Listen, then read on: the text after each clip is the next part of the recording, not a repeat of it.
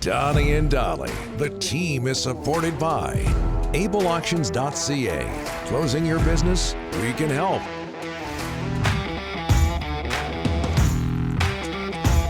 All of our guests today, including Craig Button, brought to you by the Vancouver Giants. Sunday, the G-Men return to the LEC to take on Kelowna in a matinee. Puck drop 2 p.m. Visit vancouvergiants.com/tickets for ticket details. Joined now by TSN Scouting Director Craig Button. Craig, thanks for doing this. How are you, sir? I am good. The bigger question is how's everybody doing in Vancouver and with all the snow and freezing rain? You love this because you were raised in Montreal, you live in Calgary, you're in Toronto right now. You know all about snow, and people in Vancouver don't. And here we were, we couldn't make it into work yesterday. Yeah, it's just fine. It's just fine. We got ripped. Well, yeah, I mean, that happens in winter, right? I left Calgary on Sunday morning. It was minus 50 with the wind chill. So wow. I don't know what I would choose. I mean, it would be the lesser of two evils, the wicked snow and mix, or the freezing rain or the freezing cold. Craig, Kraken in Edmonton tonight. Those Oilers have won 11 straight. Breathing down the necks of teams like the Vancouver Canucks. Are they back to being cup contenders, in your opinion? Yes, they are. And it's, you have to watch how the way they're playing, and I think that they're playing so strong in so many areas of the game that you have to have in order to be able to not only win games, but also to be a cup contender. You know, one of the things that I've really we start out the beginning of the year, we start looking at teams and we look at how they're constructed and we go, okay, that looks like a Stanley Cup team, or I'm not so big on that team. And we can look and go through everything. But as teams start to play, and then they start to put in really good, long, prolonged stretches of strong play, you have to look at them and say, okay, they're cup contenders. I mean, you look at the beginning of the year, okay, I looked at Vegas, I look at the New York Rangers, I look at the LA Kings, and they all had their runs. But you look at teams that are really playing well, and I'm not so sure, this might be a big, bold statement. I'm not so sure that of the 8 teams that survived the first round of the playoffs and move on to the second round, that any of them could win the Stanley Cup.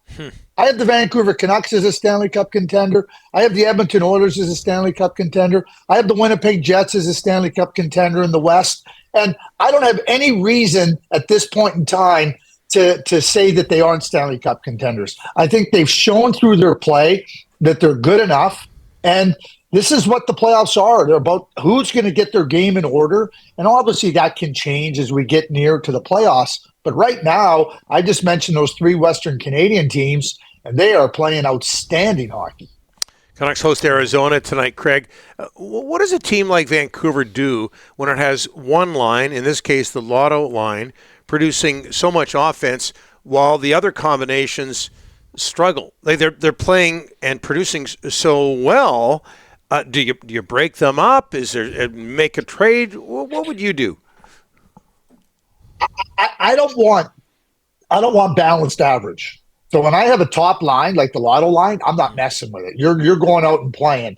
And I might mix up the other 9 forwards and try to figure out how we can get a little bit more offense out of them and try to understand what might be a better fit in different parts of the line. But I'm not taking that Lotto line and moving it anywhere.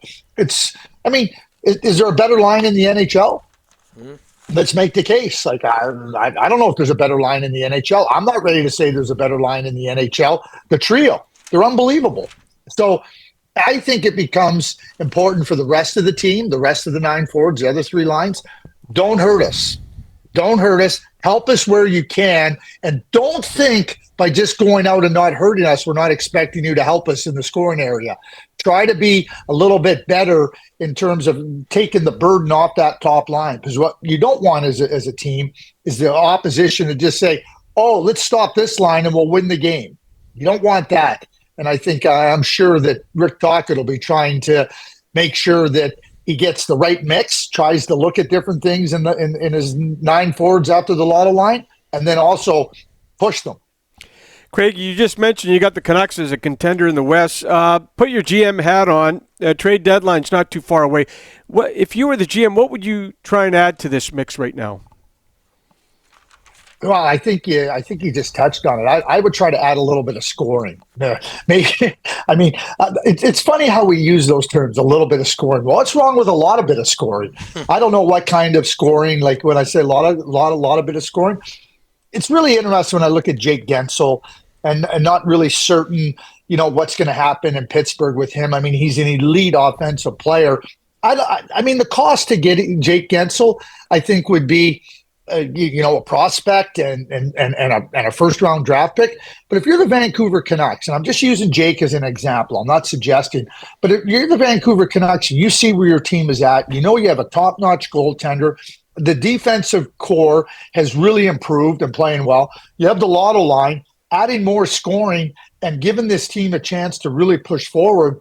I think it's a price worth paying. So it's not so much about what the price is, it's about what the price would be if you don't add that type of a player. So right now, watching the Canucks, I think they would benefit from more scoring in the forward group. And that's just following what we just talked about after the Lotto line. Craig, you signed many players to big contracts over the years when you were GM. Here in Vancouver right now, the Canucks want to sign Pettersson, but he's not coming to the negotiating table. How would you handle a situation like that? I mean, they want to get this done yesterday, but he's taking his time. So I guess without knowing, I guess you're trying to understand why is he taking his time, and is this cause for concern for the Vancouver Canucks first and foremost, and then for the Canucks faithful. What you're trying to do, I mean, players like Elias Pettersson don't come along. I mean, you got to me, the age, the productivity, what he does, he's electrifying. You want to get him signed, and as you point out, Rick. They'd like to have him signed yesterday. The interesting thing for me, and I think probably everybody's, well, why doesn't he want to sign? Why doesn't he want to sign right now? But here's what I would say. He's got another year at RFA. Yeah. So he's not going any. You don't have to move him out next year. And I go back to last year, and I saw David Pastrnak go right down to the wire, and he ended up signing a long-term contract. We saw Nylander this year go right down to the wire, in their last years of their contract before UFA. So I would say now's not the time to panic about Elias Pettersson, but I think it's a question that probably lots of people are asking themselves in the marketplace. Yep. And very quickly, Craig, if you can, 30 seconds or less, Cole Caulfield, and we go on and on in this show about how the Canucks passed on him. They took Colson instead in 2019, and he scores a winning goal yesterday against the New Jersey. He's got 14 goals this season, 2 productive seasons before that. Did you think he'd have this kind of success in the National Hockey League this early at his size? 10 seconds or less. Absolutely, I did. He's an elite goal scorer. He put up 126 at the National Team Development Program. There's no height requirement for scoring goals. All is put the puck in the net. Yep. Beautiful. Beautiful. Short and sweet. Craig, thanks for this. Take care of yourself. We'll talk to you next week. Yeah, thanks. Have a great day.